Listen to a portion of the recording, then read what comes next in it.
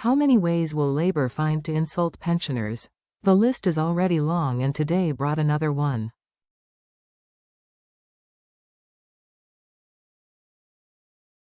Chancellor Rachel Reeves set the tone for Labour's approach to the elderly by scrapping the winter fuel payment, leaving 2 million vulnerable pensioners facing a cold winter.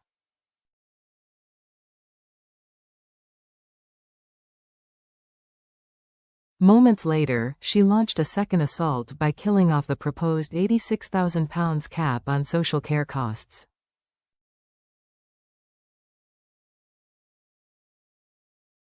While not perfect, the cap provided some limit on contributions toward care. Without it, thousands face selling their homes to cover nursing or residential care expenses.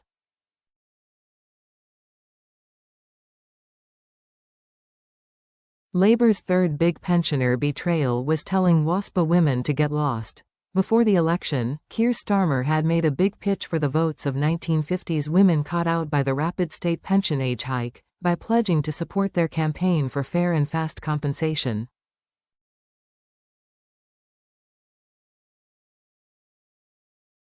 Victory secured, the promise was abandoned, leaving campaigners in the cold. In a further blow, Reeves slapped inheritance tax on unspent pensions in her budget.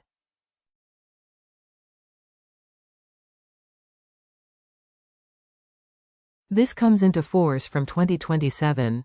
It feels like Labour is singling out boomer pensioners for punishment, possibly because they're the age group least likely to vote for them.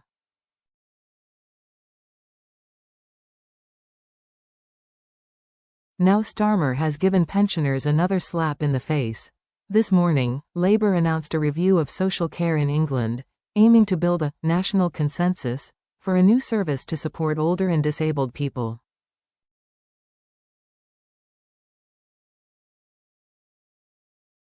I won't waste your time with the details. There's no point. All I will do is extend my sympathies to Baroness Casey of Blackstock.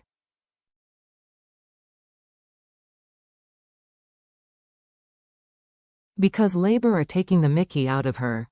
Governments establish such commissions not to solve problems but to delay solutions.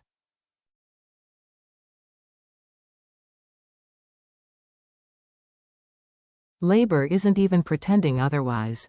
That's why they've given Baroness Casey until 2028 to report.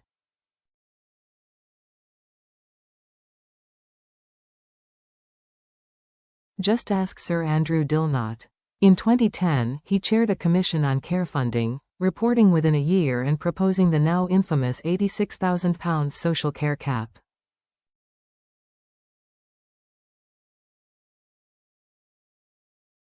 Then nothing material happened until Reeves killed it in a sentence 14 years later.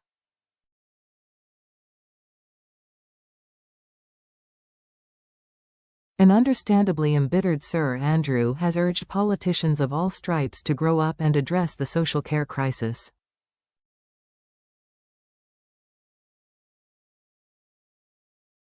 Instead, Labour is playing silly buggers for another 4 years.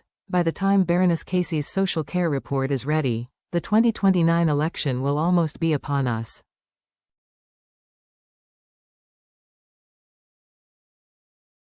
Which is exactly the point. Starmer has made a disastrous start. He's heading for annihilation in the 2029 election and hasn't got the personality to do anything about it.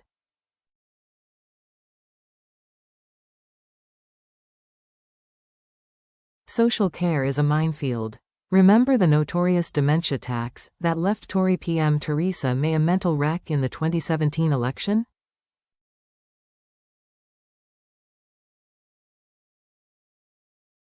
Politicians have been terrified of social care ever since. Today's decision is a deliberate move to make sure Starmer never has to touch it.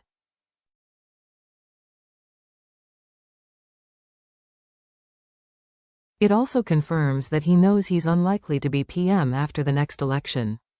Basically, he's handing this poisoned chalice back to the Tories, Reform or whoever follows his hapless administration.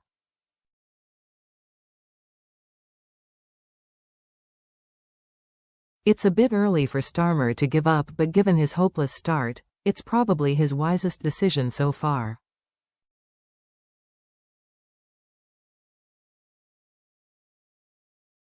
But it means families will continue to lose their homes throughout this parliament and probably the next, too.